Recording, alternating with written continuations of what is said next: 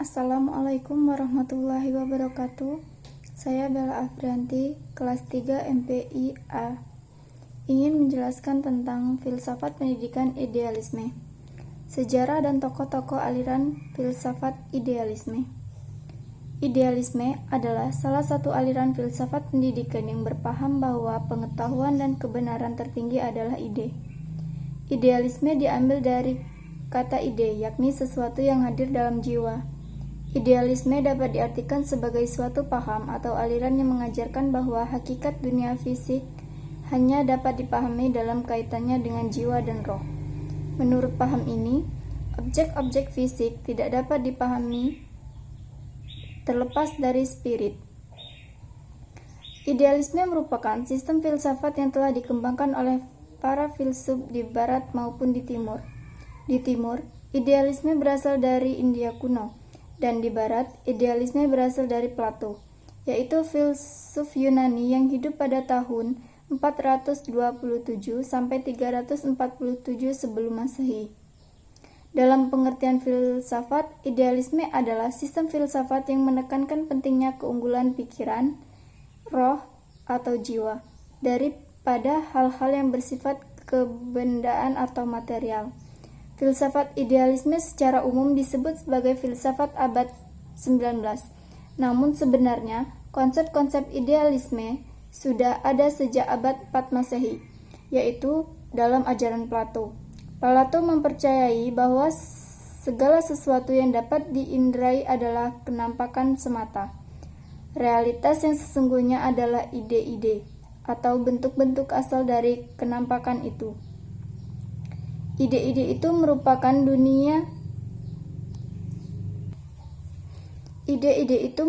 dunia universal abadi yang tidak berubah.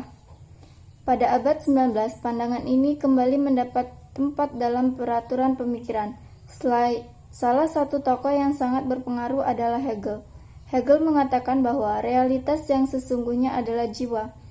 Jiwa itulah inti dari keberadaan dunia ini. Jiwa mengambil bentuk objektif tertentu sehingga dapat diindrai dengan perantara dialektika. Sejarah alam pikiran manusia ini adalah refleksi dari jiwa. Ini berarti Hegel berada pada posisi idealisme subjektif atau absolut. Di samping idealisme absolut, terdapat idealisme objektif. Idealisme objektif menganggap bahwa realitas yang sesungguhnya adalah ide-ide atau gagasan-gagasan yang ada dalam pikiran manusia. Jadi, secara umum, idealisme adalah pandangan yang menganggap hal yang terpenting adalah dunia ide-ide. Sebab, realitas yang sesungguhnya adalah dunia ide-ide tersebut. Ide-ide tersebut bisa berupa pikiran-pikiran manusia rasional, bisa juga berupa gagasan-gagasan kesempurnaan. Tokoh-tokoh idealisme yaitu 1. Plato, 2. Hegel, 3. David Hume, 4. Al-Ghazali. Selanjutnya, konsep pendidikan menurut idealisme. Yang pertama, ontologi idealisme. Hal-hal yang bersifat realitas atau nyata seperti halnya spiritual dan mental pada manusia. Yang kedua, epistemologi idealisme. Pengetahuan yang benar diperoleh melalui intuisi dan peningkatan kembali melalui berpikir. Kebenaran hanya mungkin dapat dicapai oleh beberapa orang yang mempunyai akal pikir yang cemerlang. Yang ketiga, aksiologi idealisme. Yang keempat, metafisika idealisme. Secara absolut, kenyataan yang sebenarnya adalah spiritual dan rohania. Sedangkan secara kritis yaitu adanya kenyataan yang bersifat fisik dan rohania. Tetapi kenyataan rohania lebih berperan. Selanjutnya, humaniologi idealisme, yaitu jiwa dikaruniai kemampuan berpikir yang dapat menyebabkan adanya kemampuan memilih. Idealisme dalam pendidikan. Aliran idealisme terbukti cukup banyak berpengaruh dalam dunia pendidikan. Pendidikan harus terus eksis sebagai lembaga untuk proses permasyarakatan manusia sebagai kebutuhan spiritual dan tidak sekedar kebutuhan alam semesta. Guru dalam sistem pengajaran yang menganut aliran idealisme berfungsi di antaranya, yaitu guru adalah personifikasi dari kenyataan anak didik.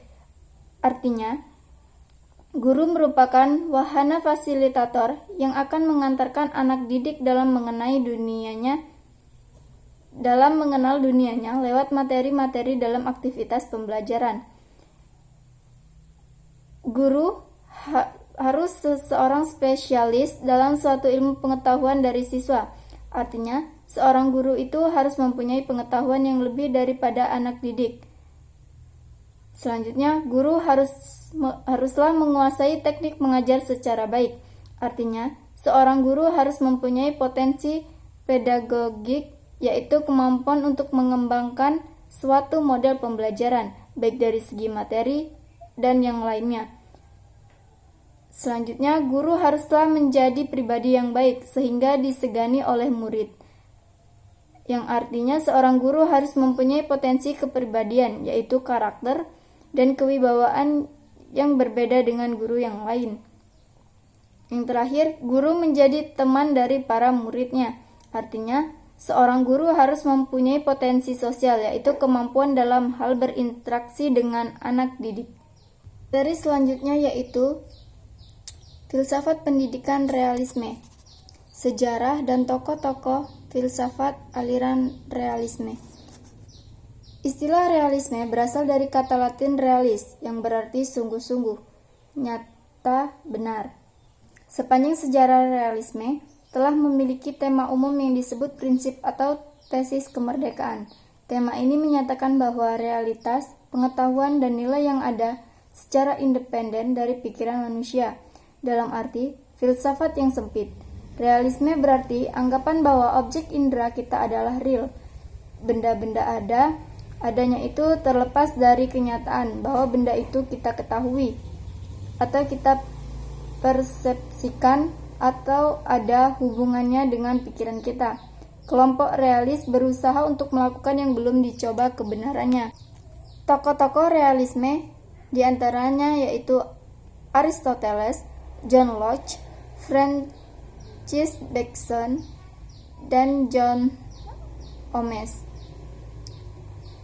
Selanjutnya, konsep filsafat menurut aliran realisme. Yang pertama, metafisika realisme. Kenyataan yang sebenarnya hanyalah kenyataan fisik, kenyataan material dan imaterial, dan kenyataan yang terbentuk dari berbagai kenyataan. Yang kedua, humanologi realisme. Hakikat manusia terletak pada apa yang dapat dikerjakan jiwa, merupakan sebuah organisme kompleks yang mempunyai kemampuan berpikir. Yang ketiga, epistemologi realisme. Kenyataan lahir dengan sendirinya, tidak tergantung pada pengetahuan dan gagasan manusia, dan kenyataan dapat diketahui oleh pikiran.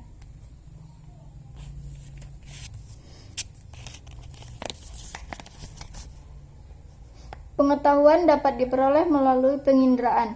Kebenaran pengetahuan dapat dibuktikan dengan memeriksa kesesuaiannya dengan fakta. Dan selanjutnya aksiologi realisme, yaitu tingkah laku manusia diatur oleh hukum-hukum alam yang diperoleh melalui ilmu, dan pada taraf yang lebih rendah diatur oleh kebiasaan-kebiasaan atau adat istiadat yang telah teruji dalam kehidupan. Prinsip-prinsip pendidikan aliran realisme, yaitu belajar pada dasarnya mengutamakan perhatian pada peserta didik seperti apa adanya. Inisiatif dalam pendidikan harus ditekankan pada pendidikan, bukan pada anak. Selanjutnya, inti dari proses pendidikan adalah asimilasi dari subjek mater yang telah ditentukan. Kurikulum diorganisasikan dan direncanakan dengan pasti oleh guru, secara luas, lingkungan material dan sosial, manusia yang menentukan bagaimana seharusnya ia hidup.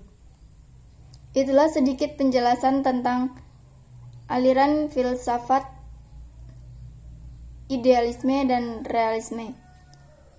Jika ada kekurangan, saya mohon maaf. Saya akhiri. Wabillahi taufiq wal hidayah. Wassalamualaikum warahmatullahi wabarakatuh.